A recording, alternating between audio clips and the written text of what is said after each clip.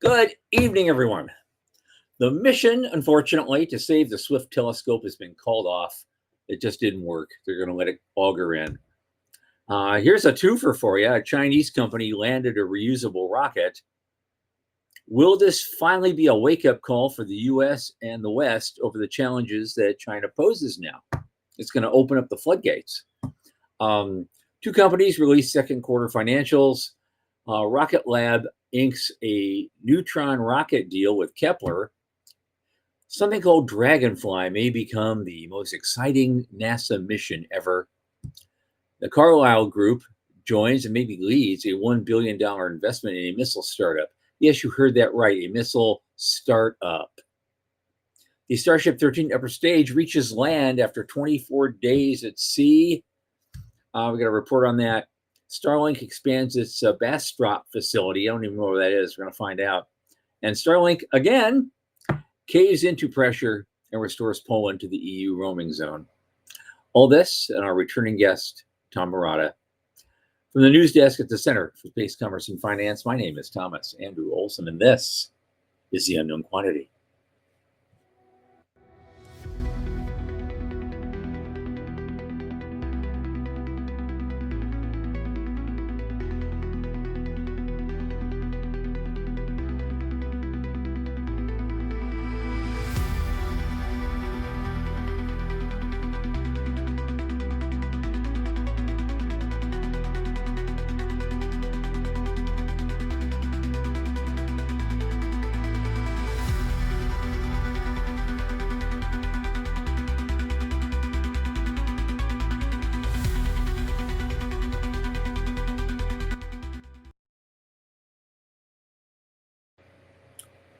As you know, this program is brought to you by the Center for Space Commerce and Finance. We champion and strengthen emerging space startups and space-adjacent enterprises worldwide through advisory, access, and advocacy. Our legendary pitch events and world-class boot camps fortify startups to be better investor-ready. There's going to be a lot more on that coming in the future, so stay tuned for those announcements. In addition, this podcast, which has become kind of a crown jewel of our activities, is largely supported by our listeners and fans like you. So just go to cscf.space/support. Click that Plain as Day donate button. $10, $25, $50, $100 even. It's not a lot in the grand scheme of things, but it makes a big difference for us. And in the U.S., it's tax deductible. And to sweeten the deal, you're going to love this. We have a special offer coming up this week and in future weeks. Donors are going to receive a free special report in their inboxes that we just published today on the first 25 years of new space and how we went from nothing to a $700 billion industry in the space of a single generation. It's an amazing story, inspiring material. You're going to want this. So throw something in the tip jar and you get one in your inbox. It's as simple as that. Thanks in advance. Don't forget to like, subscribe, and tell your friends. Speaking of friends, my longest space friend, Michael Lane, who just finished harvesting his lotus flowers, is here with us. Come on in. Namaste. Namaste. You must smell really strange now, too, having those flowers. All stuff all over that pollen. How are you? I'm okay. Yeah, we published a pamphlet today. We published a special report. It's a big deal. And it is a big deal. And I think it's going to turn to something bigger, honestly. But I'm not going to announce that part yet because I have no idea what it's going to be or when. But this thing is really, really cool as a standalone project. And with the help of a lot of people, especially Sean, and some great technology, we got this thing done in about 36 hours. Right. Yeah. No, it's remarkable. It is. I'm gonna put it up on screen for a second longer because I want to point out some stuff. But it is. Well, maybe I'm not. Maybe I'm not.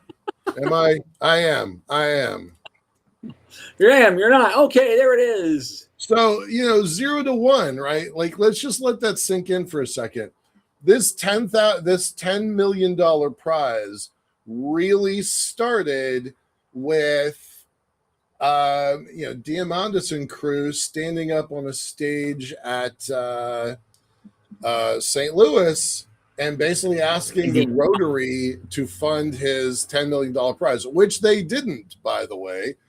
And it started out as a $500,000 prize that then the insurance companies took on. Like this little industry of ours is amazing. And it turns out a lot of people don't know how amazing it is. We got a chance to give a presentation. I'm not going to name the company right now, but we got to give a presentation to a I thought I was stop sharing. Maybe I didn't. Stop sharing. There we go. We got to give a presentation to a major company this week that has nothing at all to do with space. And Sean and Tom absolutely knocked it out of the park. Absolutely. And they each came up with a report to showcase this industry that we're in. So Tom took the history and what he showcased in this little new booklet. We started from basically nothing as an industry, and in 25 short years, we're a $700 billion agency. I looked it up today. That is equal. It's about 10% bigger than the state of Arizona's gross domestic product, and it's about 10% bigger than Austria's gross domestic. I mean, we have gone from nothing to something pretty dang fast. So hats off to Tom for putting together the historic perspective, and hats off to Sean for describing the future, right? Where are we now? And then where do we get to 10 years more from now? So now, great job, both of you. I just want to say thanks to both of y'all. I think you guys will love it too. A little in the tip jar, you get it. So thanks for that in advance. But before we start, I mean, I want to say hello, everybody. Veronica's here. We missed you too. Morty's back. So Morty's back. I guess so. He's Mr. Married Man now. Congratulations, good for you. I want to say Joe Luttrell though, because he mentioned, maybe it was after the show, he talked about he's saying there's no killer app for space. Mm-hmm. Okay, so Sean and I talked about this too. And my opinion is there are actually multiple killer apps, and we already are working in one right now, and we've had it since 1999. It's called the CubeSat. Mm-hmm. And given what you read in the book, you'll understand why. It's opened up the floodgates to everything. I really got this industry kickstarted. So we already have a killer app. It's the CubeSat, invented before the term new space was invented, even. So there you go. I think there will be multiple killer apps as time goes by and we develop certain different capabilities. As we go on and build the industry more and we get more to the moon, we start developing things. I think there are going to be multiple killer apps that are just going to keep that growth flowing. And we'll just kind of slowly transition from one to the next and the next to the next. And you may not even notice it.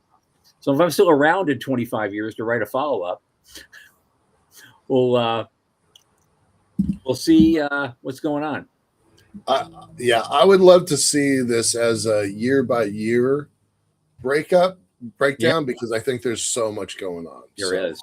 And it's all open. It's all a possibility. We're opening up floodgates of our own right now. So there you go. Okay, to the news. Doug's back too. We haven't seen Doug in a while too. It's Old Home Week. Thanks, y'all. All right, let's get to it. We got a lot to do tonight.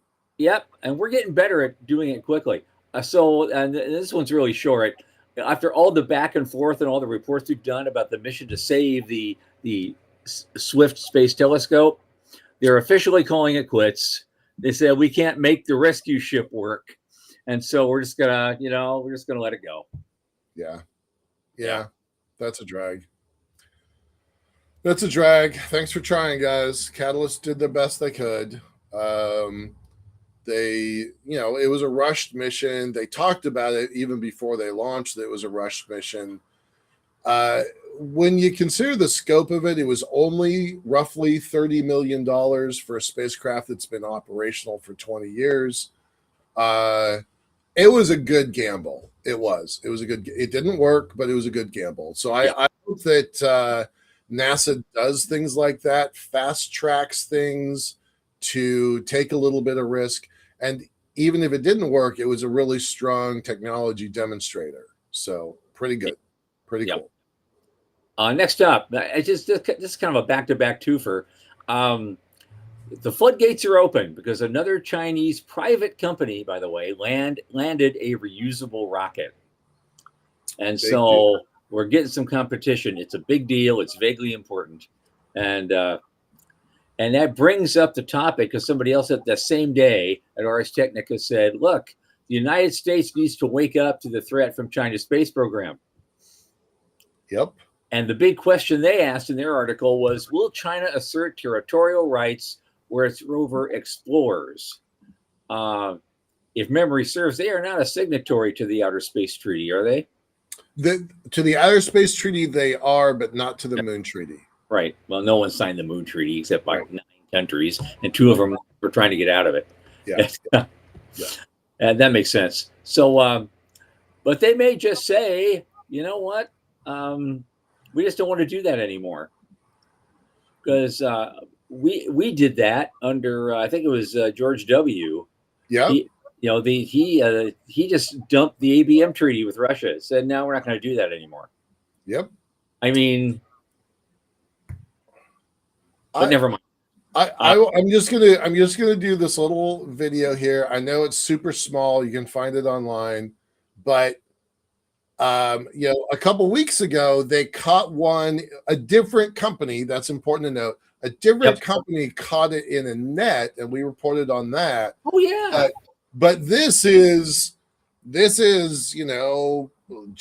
what Blue did, what SpaceX did. Yes, this looks like a Falcon 9 landing. Right. Yeah. I wonder where they got that ability.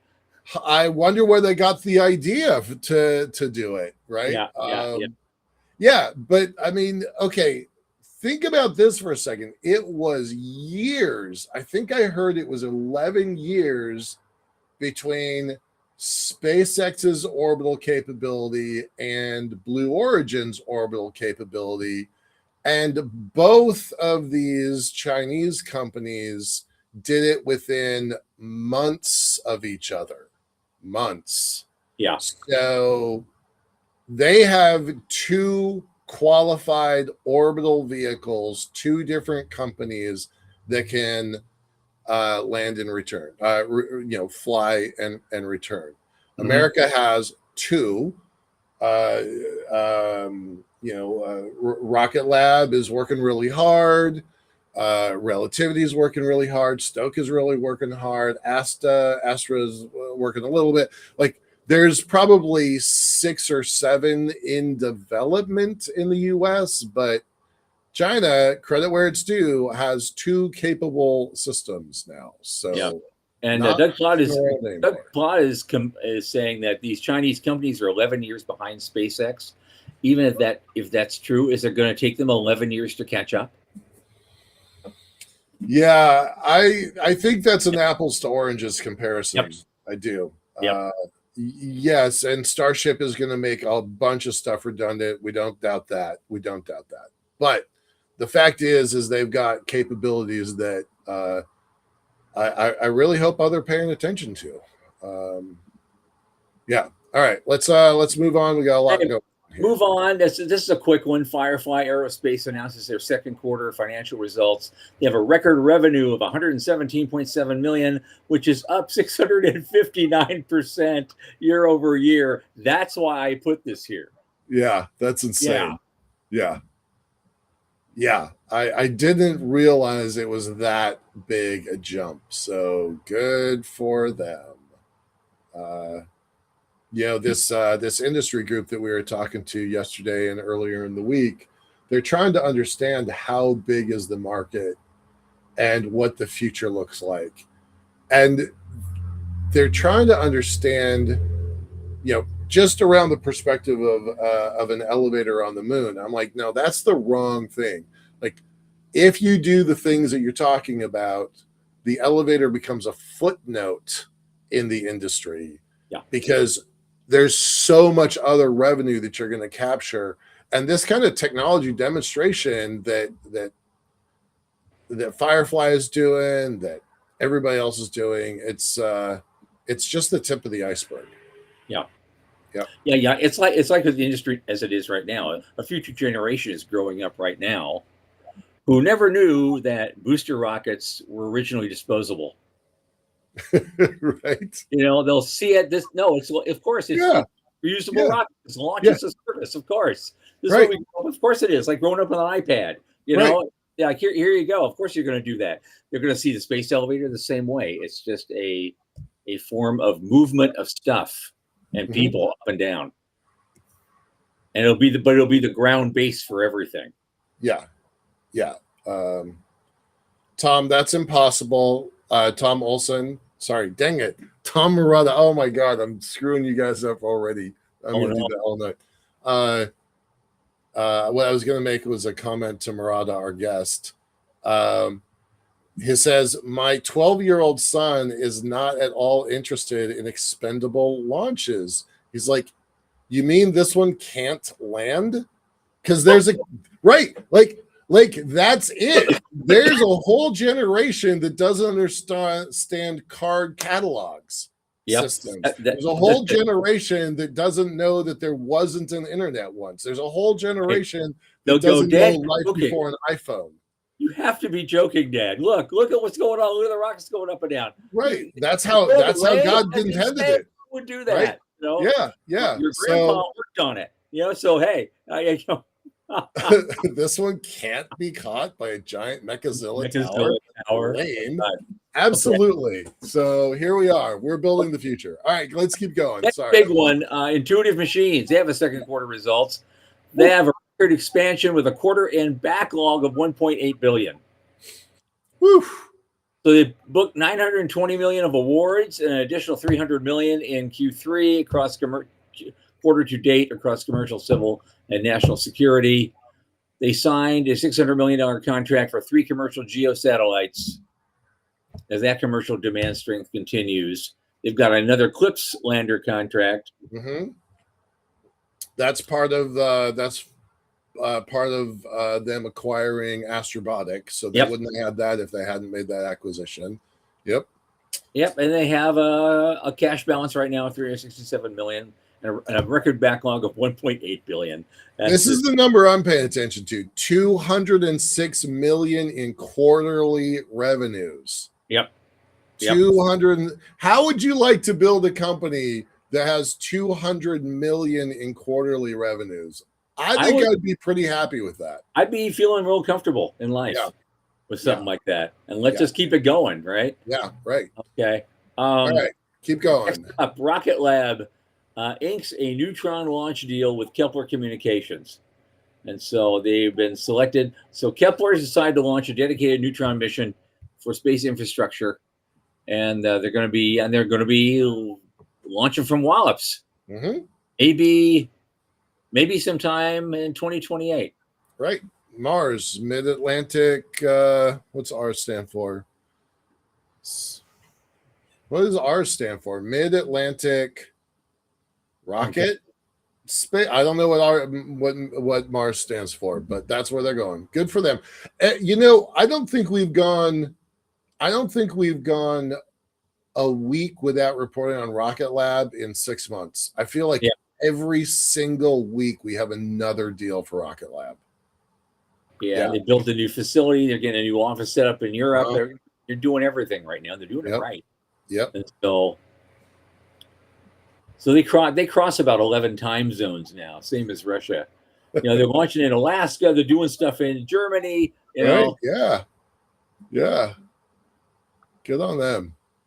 Yeah. All right, this one I don't know. What's this thing about Dragonfly? Because I didn't read this article. I don't know what this Dragonfly is actually an automated mission to Titan.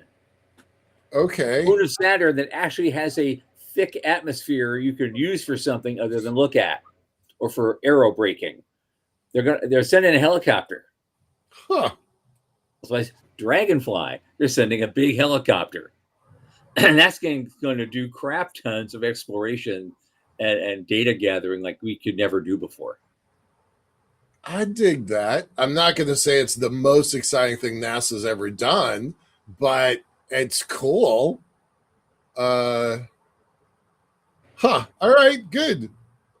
Most exciting mission this century is taking shape. I don't think I agree with that sentence, but I think it's a cool mission. So, Well, I mean, it's going to launch this thing. It's going to be buzzing around in the atmosphere, but they're also they're not searching. It says it's not. They're not searching for signs of life, but prebiotic chemical processes. They're actually common on both Titan and Earth. Chemistry that predates biology on Earth, so we could learn a lot about how things developed on our own planet under the right conditions by just studying that chemistry. Apparently, it's more common than we think. So that makes it important, I think. it is. It is. It is. I wish that NASA would just one day decide they wanted to look for life, because I think they always shy away from it instead of directly look for it. But I love it. Let's move on. We got other stuff to talk about here. Absolutely, absolutely. Here we go. Yeah, we got a few minutes. Okay. This is just a real quick one. Again, the Carlyle Group joined a $1 billion investment round in a missile startup called Castellian. That's insane. Yeah, it was the word startup that caught me. A startup at $1 billion from Carlyle Group, probably the leader on that one. But yeah, also has J.P. Morgan Chase and Andreessen Horowitz. A lot of biggies, and they're making a Blackbeard hypersonic missile. Do you remember the days when we would ridicule people? They would come in with a PowerPoint that says, if you give me $1 billion, I can do blah, blah, blah. And we're like, that's insane. Stop doing that. Focus on what you can accomplish. Bring it down smaller. Develop a minimum viable product. And now people are going out and getting funding. I mean, look at our guy from StarCloud with his $400 million and 88,000 paper satellites, right? Like, it's insane. I mean, it's the thing that makes me think I can build an elevator on the moon now, because people are writing checks like that. So I know, and you only needed 350 million. Right, like I'm a bargain compared to that. The day. Yeah. Let's think of SpaceX itself. Yeah. When Tesla went public, its value was set at about 1.7 billion. Wow, I don't remember that. Okay. Yeah, and then now we go to the SpaceX IPO. They've added 3 zeros. Right. Insane. All right, moving on. So that's good. $1 billion for a startup. Okay. All right. Okay, so I got a picture here of basically it looks like a mechanical beached whale. It's I guess they tugged 24 days at sea through the Indian Ocean. They finally tugged Starship into port. Where'd they land? Somewhere in Australia, I think they finally landed. So getting it back in one piece was amazing. Yep. To Christmas Island. Says a lot for what they did. I want to ask Tom, our resident space at sea guy, what he thinks about that little maneuver, because that seemed really complicated. Yeah. All right. What else on SpaceX? We got another one.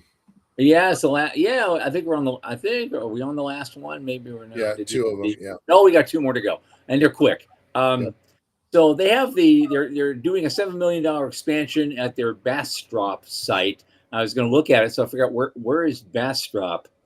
Their Bastrop plant, Texas. It's in Texas. Okay, never mind. But they're doing renovations to everything, and I guess they're going to expand their facility and their ability to do stuff. So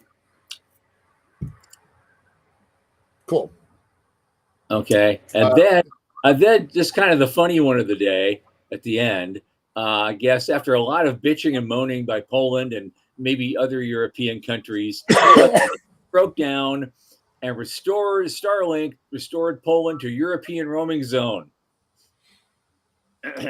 I'm sure that was due to our reporting a couple weeks ago. I'm sure that we were the catalyst. I know. I'm sure it is. Yeah. We never get the credit for it, but I'm sure people are watching this show.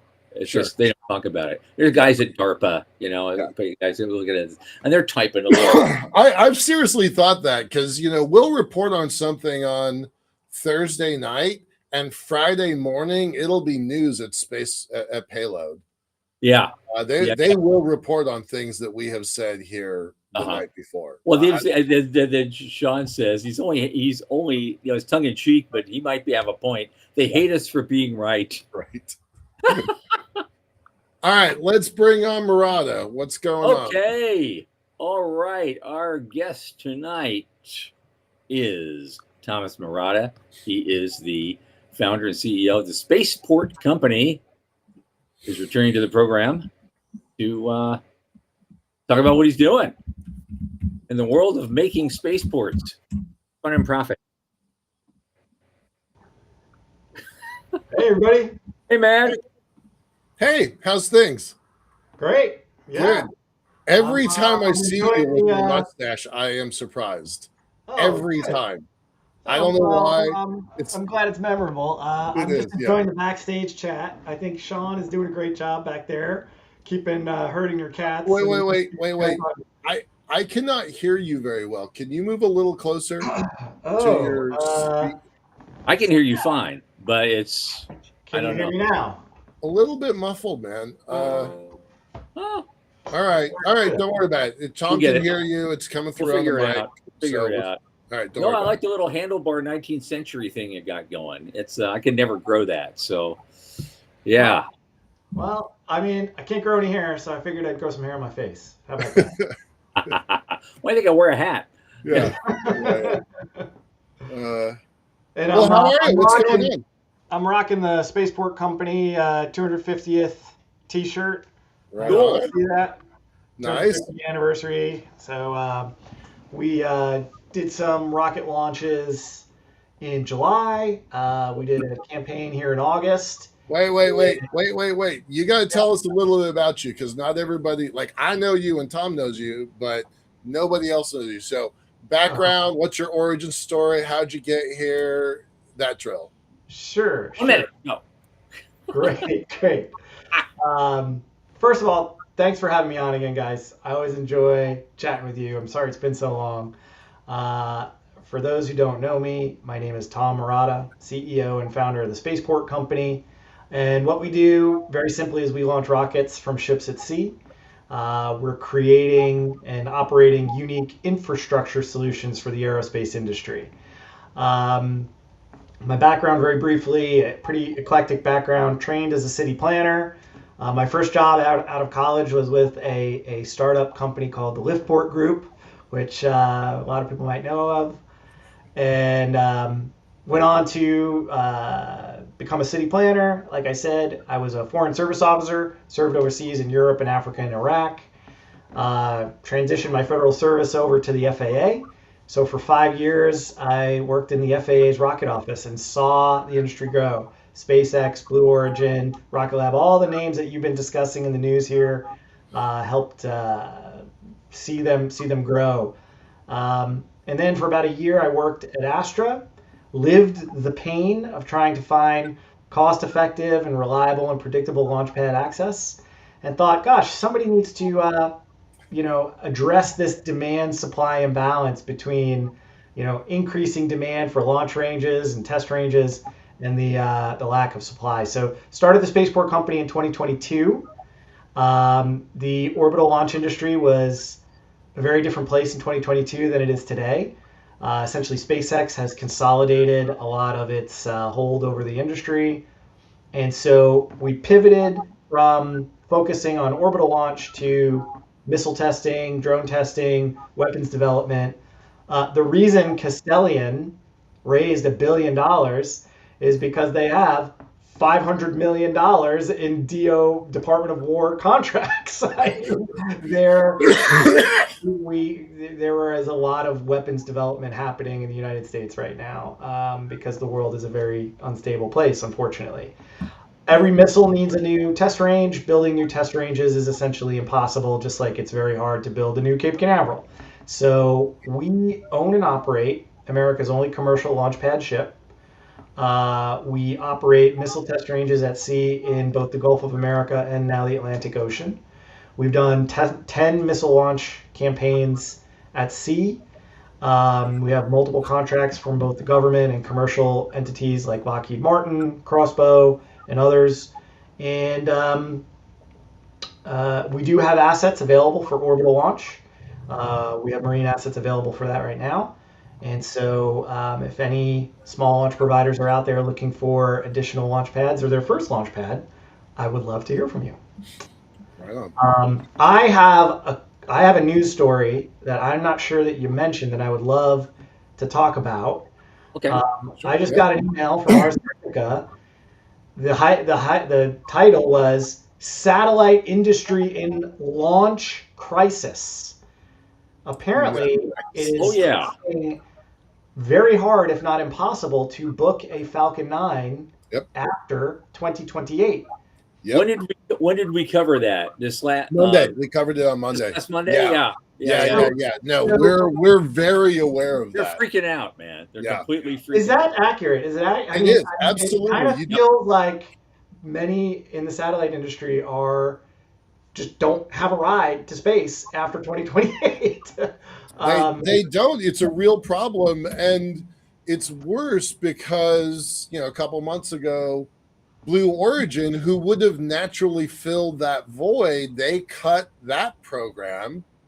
And so all of a sudden, if you take Falcon 9 out of the equation and don't have a replacement with Starship, you're left with second and third tier rocketry, which puts us right back to 2005. Right. So but China, as we just reported, has at least 2 private rocket companies that are doing reusables now. I'm sure would love to hear from you. We just booked our flight for our satellite is going on InnoSpace, and I've said at least 100 times this week that's the riskiest rocket in the whole industry. Right? I don't mean to be the bearer of bad news, but they just crashed a rocket earlier today or yesterday. I know. Riskiest rocket in the industry. You should ask for a discount, Michael. We were supposed to fly in November, and God knows when we're going to fly now. You know what? Back in the day, almost every Atlas rocket that was built blew up until John Glenn sat on it. Yeah. Then they didn't dare. Yeah. All right. So your perspective, right? You've got orbital capability ship. Describe your ship, because I haven't seen like a life-size picture of it. So right. So we have multiple marine assets now. Since the last time we came on, we've tested what we call our tri-sub. It is a semi-submersible proprietary platform. It's basically a very small floating oil rig. It is intended, again, for military applications, so to be a counter drone, counter UAS missile launch platform. So that's our smallest platform. And then the next largest platform up from that is our ship. It's a former Navy ship. It's 180 foot long by 40 foot. And so we've done some larger missile tests for customers and IRAD from that. But you couldn't launch an orbital rocket from either of these platforms. They're just too small. Yeah. And the ship it has to remain crewed during operations due to Coast Guard regulations. It's not advanced enough to have the dynamic positioning and the thrusters to remain in place without crew on it. So that's out. But we do have access to larger, they're called lift boats or jack-up platforms, where it's a barge. You build up the small, the expeditionary launch pad on the barge. Barge gets towed out, it puts down legs, and the thing lifts up. And so we have access to those. And then we have access to regular, just large deck barges. And we completed, again, it was another DoD contract, a design process to launch up to a launch vehicle up to 100 tons in gross liftoff weight, Wow. something along the scale of a Firefly Alpha from a deck barge from anywhere in the ocean. So the challenge that we've had up until very recently, well, we still continue to have this challenge, is no customers, right? The orbital launch industry, like I said, has been dominated and is still dominated by SpaceX, but with SpaceX choosing to exit the rideshare market, as well as the boom, let's call it, in the interest in AI data centers and potentially AI data centers in space. I'm wondering if what's old is new again. Might there be a resurgence in launch, right? For at least 3 years now, 4 years now, going to a venture capitalist and saying, I want to start a rocket launch company has been the kiss of death. They're like, Right. I'm not interested. That's a stupid idea. I wonder if that's changing. My thought is, SpaceX at any moment could crush this market by saying, oh, we're going to do rideshare on Starship. Right. So on the other hand, their Starship will be entirely occupied with launching AI data center satellites and Starlinks. Yeah. Right. And there's a Pez dispenser as well. They could change all that, of course, but I'm curious to hear your thoughts on the dynamics, right? I feel like SpaceX is still the elephant in the room and is still very much driving the bus when it comes to launch in the West, at least. Again, I think I can see why the satellite providers are so upset about this. Yeah. Simply because it's not just a matter of Musk saying, okay, well, everything's going to be Starship now. Put all my eggs in Starship, and we can launch 10 times as much stuff, and rideshare and all that, and it'll actually be more economic for you if you get on board. But you know what's going to happen? As you said, AI data centers are going to take priority, and all the stuff he wants to do on the moon is going to take priority. And so there's still a shortage, even if he has a launch cadence of 100 a week. Beanhoff just posted something I read about earlier today. It's really important. I'm going to put his post up here. Hey, Pistrito, glad you're here. Thanks. I'm glad you're paying attention to this one. This is from Dallas. There have now been 2 companies that have bought a whole SpaceX launch and are offering availability to other companies, right? So this is almost a back door to a ride share. We know both of those companies. We're actually pretty close to both of those companies, and I have been told in good confidence that while they were able to buy these launches, SpaceX has said, no, we won't sell you a Falcon 9 after 2029. Yep.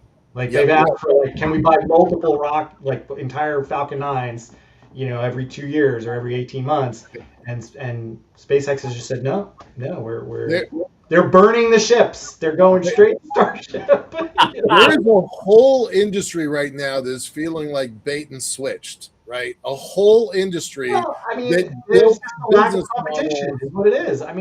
It's been the same story for 5 years. We've been talking about this as a monopoly environment, and that we're kind of held hostage by a very mercurial leader of a. And I don't begrudge Elon Musk. No. But this is an opportunity, right? This is a great opportunity. I've been saying for a while we need more rocket companies.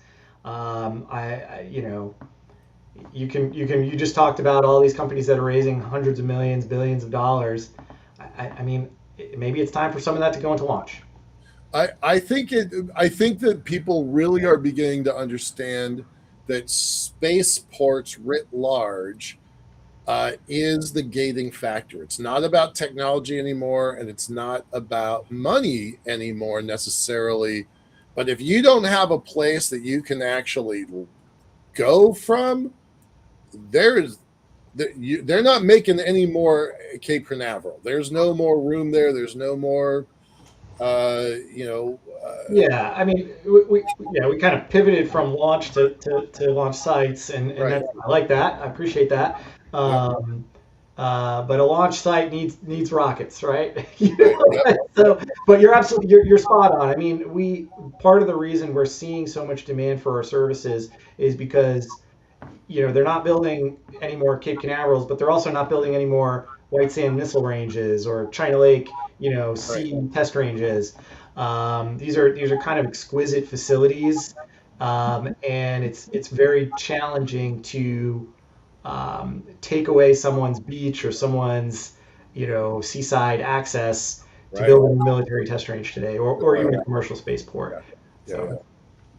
Well, Yeah, Joe. We talked about the two China companies earlier in the show during our news segment. Tom, go, Olson, go. Yeah, here's the thing. Just I think it was only a couple years ago. Space Fund, they have this ongoing list they have on their website of all the different companies and new space companies and what they do, and how many are out there, and startups. It was in the startup world, and at the time they said there were 112 companies involved in launch. And so, from what I'm hearing from you guys, I guess 100 of those companies don't matter, and they're not doing squat.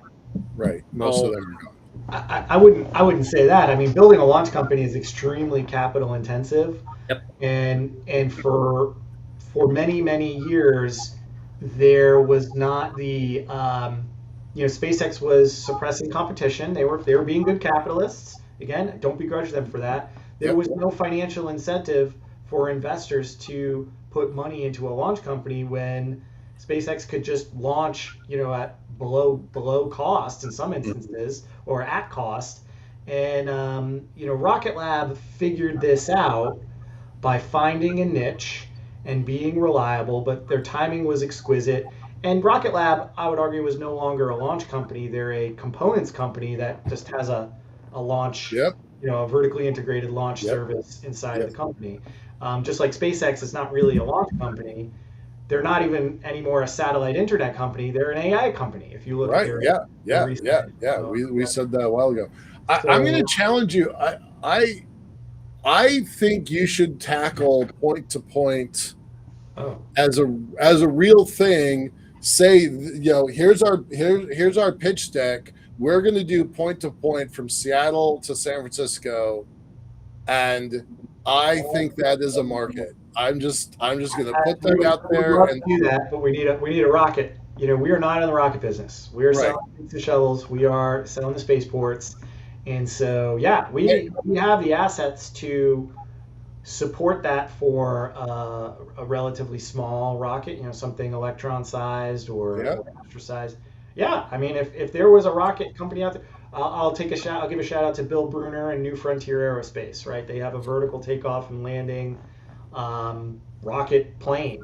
It's essentially perfect application for what you're describing, and he has been a big believer in the spaceport company for years, and we are a big believer in his company because it's the perfect complement.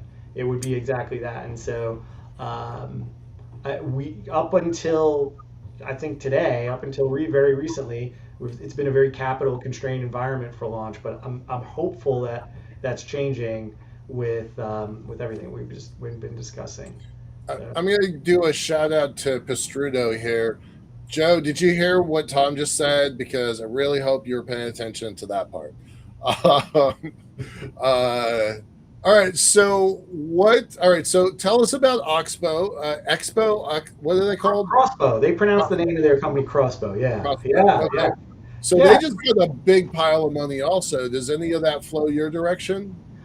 Well, they bought our services, so it's always great when you have a product or a service and sell it for more than it costs for you to make, and so that's what we're in the business of doing, right? They are developing a missile, a counter drone missile called Buckler. Currently, when in places like the Strait of Hormuz. We're using $3 million Patriot missiles to shoot down $50,000 drones. And the Patriot system is exquisite. It's great. It works excellent.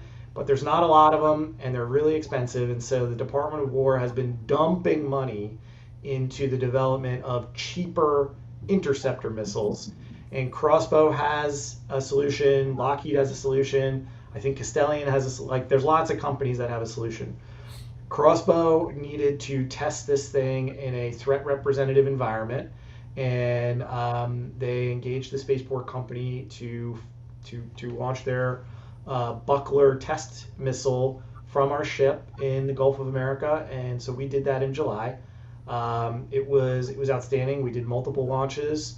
They gathered lots of data, and you'd have to check in with them, and they'd be good to have on the show. But I think they've closed a couple of contracts since then, and so we're just pleased to have been able to help them get to the pad faster and to iterate faster. That's the purpose of the spaceport company. Getting to the pad is really, really, really hard, and getting to the pad a second time is really hard, right? Like, you get to the pad once, and then maybe you scrub or something doesn't go right. It might be another 6 months before you can get on the pad again. We did multiple launches in the same day. They were able to do multiple launches in the same day. This is a very small rocket, but it was. I was very happy that we were able to give them that opportunity to gather data. They were great to work with, but they're not the only company we're working with. We're happy. We did some work with Lockheed last year as well. They were great to work with. Lockheed just announced that they launched a not on our range, but a counter drone missile from a sail drone boat. It's like a robot boat that has a 4-pack of missiles that could come out of it. So a lot of that technology was tested on our range last year before they went off and did it in another place with another company. So yeah, we're it's not what we intended the company to originally be. We really wanted to do commercial orbital launch, and we still hope that comes around. But in the meantime, we're helping a lot of these companies gather data and mature their systems as fast as they can. So, yeah. Very cool. Yeah. Tom Olson. I'm going to do this all night long. I know. God.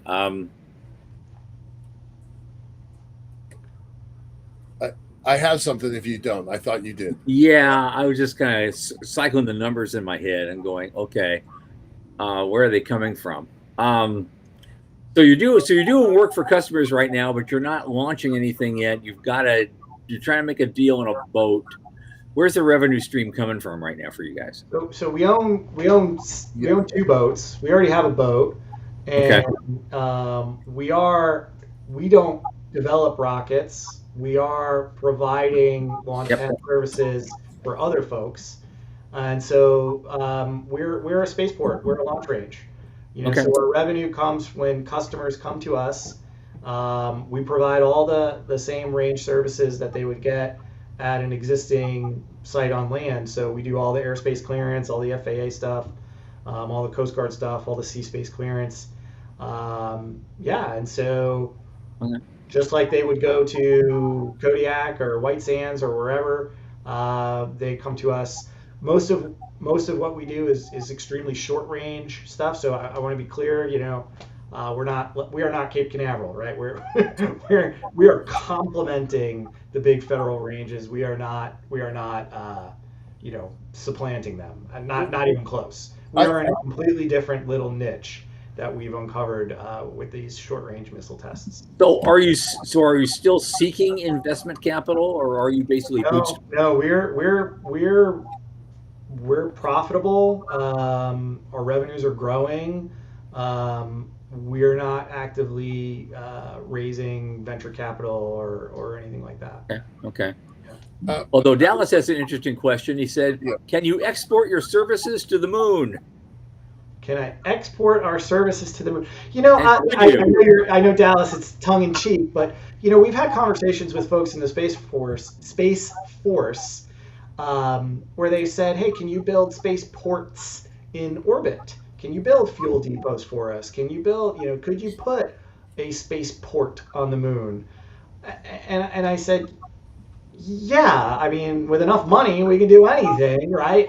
But there are no customers for fuel depots in orbit at this point. There's no customers for spaceports on the moon. I think it's awesome. I would love to do it. If I was a, Jeff Bezos, richest man in the world, I would be going for it.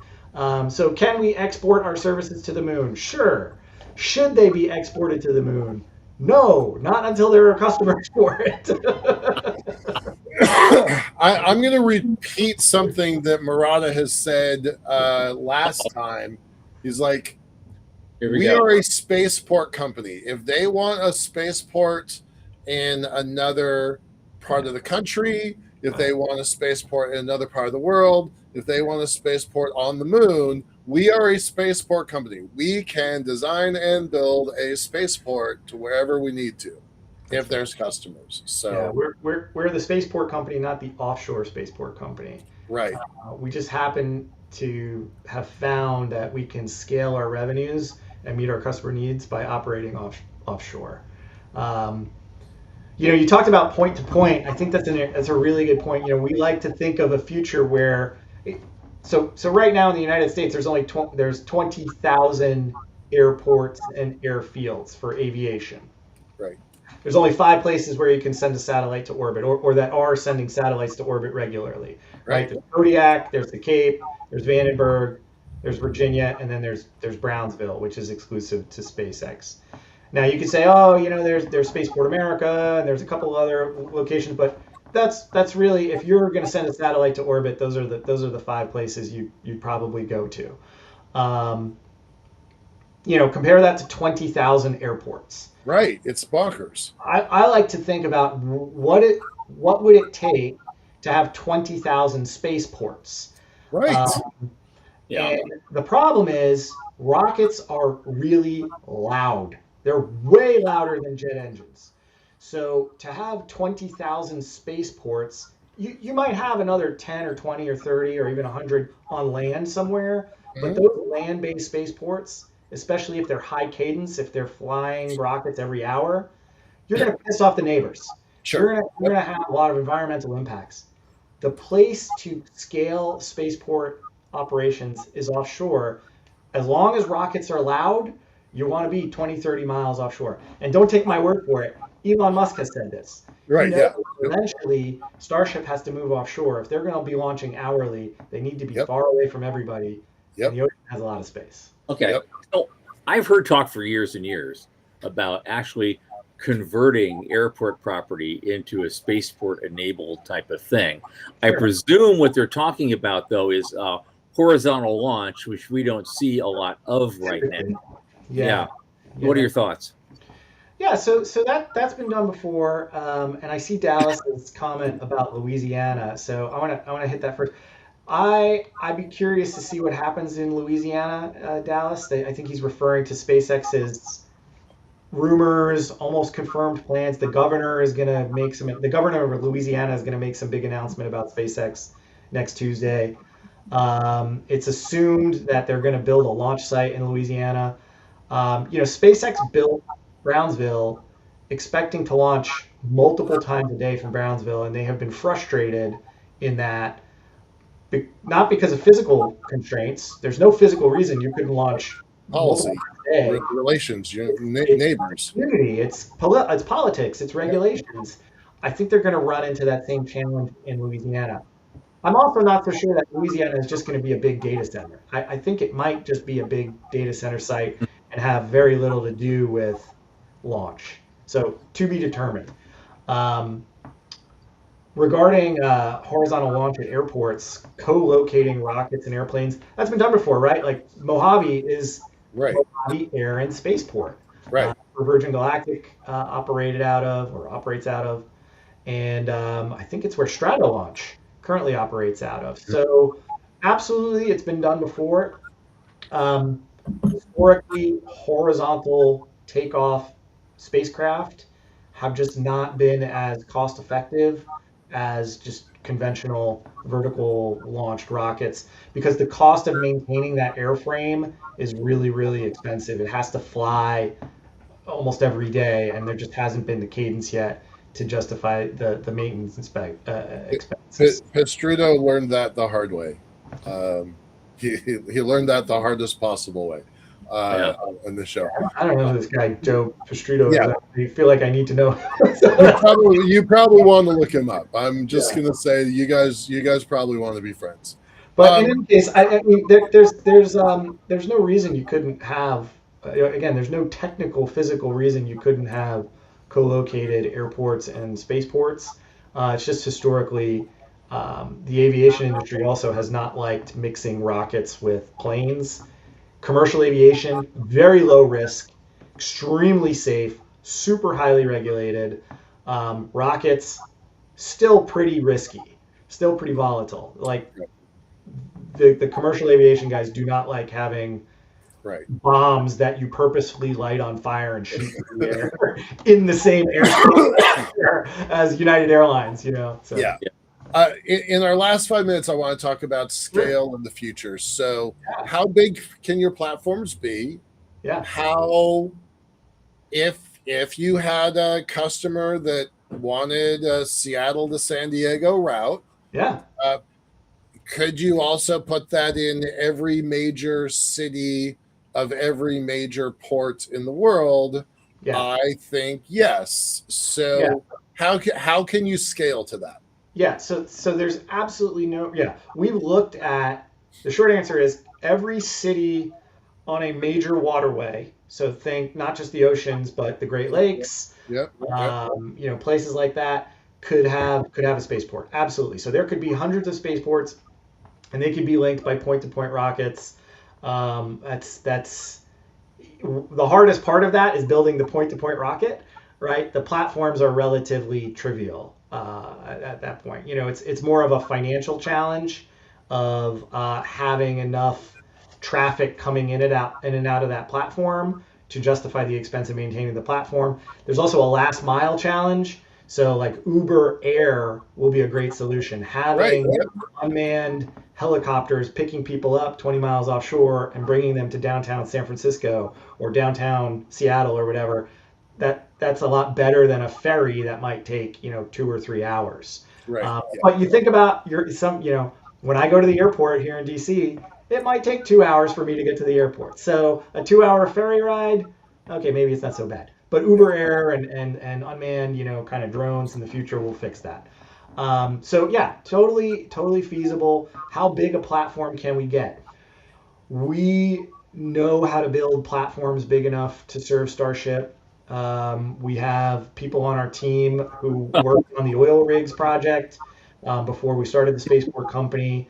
We're in conversations with the Space Force about those concepts. Extremely highly capital intensive. What range is that? Is that 100 million? Is that $1 billion? Is that 100 billion? So SpaceX wants to have a boat that floats that can drive around the whole ocean, launching and catching starships. That's probably on the scale of $10 billion. We're looking at like building an aircraft carrier, something larger than that. Okay. We think there are other ways to do it that are not mobile, that are fixed, that look more like an oil rig that's attached to the seabed, or something even simpler that could be 2 orders of magnitude cheaper, like much cheaper. But Elon wants what Elon gets, so that's why they haven't done the fixed platforms yet. They're hoping to figure out a way to have that mobile system come to fruition, is my understanding.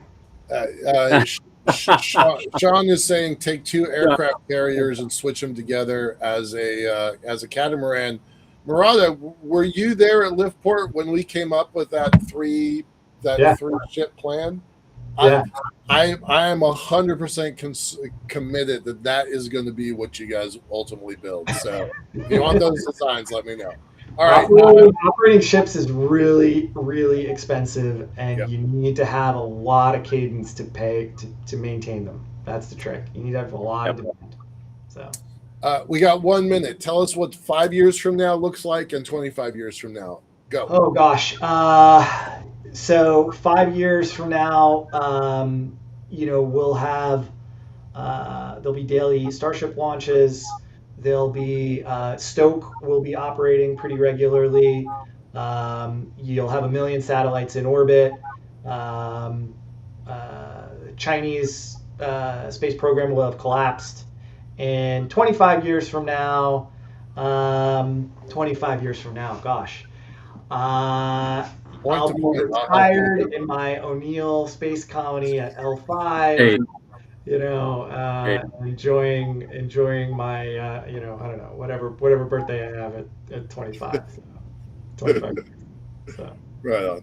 yeah. China collapses. That was unexpected. All right. Well, Thanks so much. I was gonna say, for me, if I'm still alive 25 years from now, I'll just be going up and down Michael's elevator as just a frequent guest because I won't have the mental capacity to know where I am anyway. But I'll be having fun. Drilling on the elevator buttons. Right on. And on that, Tom Marrotta, thank you for being with us. And we got to go because we have another appointment. And so on Monday, Janet Ivy Dusing, a longtime host of the popular series Janet's Planet, is going to be with us for the first time. I am very much looking forward to that. She's great. I haven't talked to her in years. We will see you then, 8 p.m. Eastern, as always. For Michael Lane and Sean Key, I remain Thomas Andrew Olson. Keep watching the skies.